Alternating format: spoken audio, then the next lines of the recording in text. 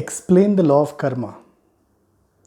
It's very interesting because in one of my earlier videos, I did mention about this, the law of karma. And in that video, I had actually specifically told that the law of karma is applicable only for the world of Leela. And the law of karma is not applicable for the absolute. So let me just go into a little depth here.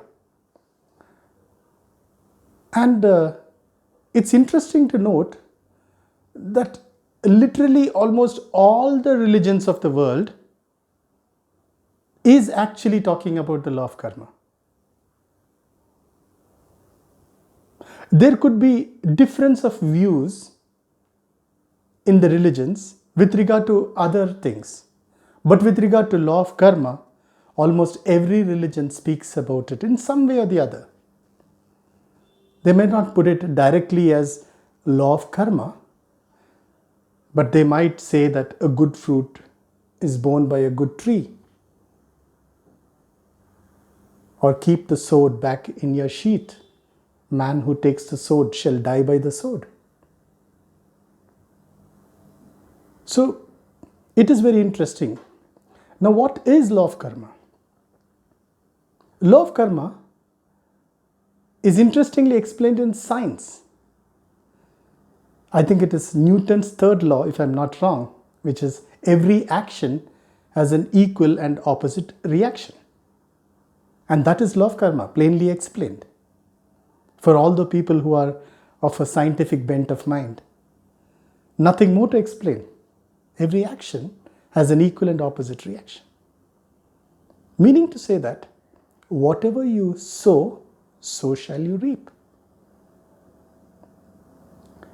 So how does this happen? That's what we are going to look into here. So it is about understanding in the earlier concept what I have mentioned about the body, about the mind.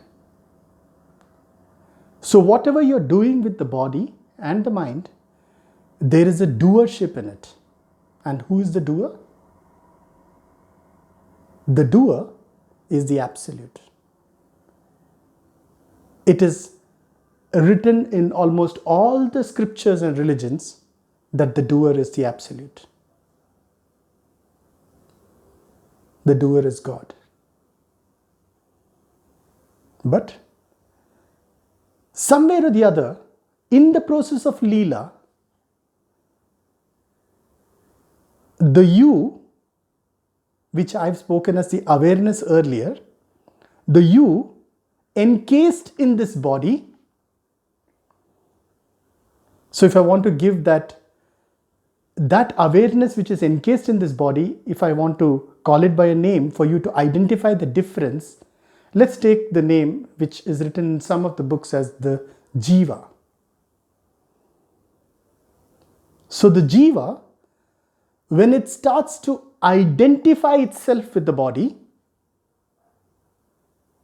through the sense organs, through the mind, that's when the karma is applicable or the karma starts to generate. If you have no identification with the body and you give the doership to the absolute, there is no karma coming on you. So it is like being detached. So you must have actually seen a wheel, how the wheel runs. So how does the wheel move? The wheel is connected by an axle. And the axle or the rod, in plain simple terms, which is connecting it to the engine drive, if the axle is broken,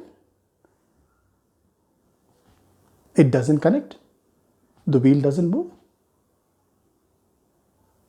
So, to take this analogy and put it into life, I would say, when you cut off the connecting rod.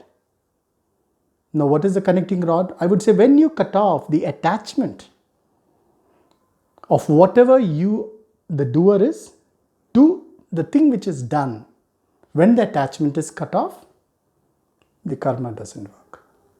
The wheel of karma stops. That is in the world of Leela.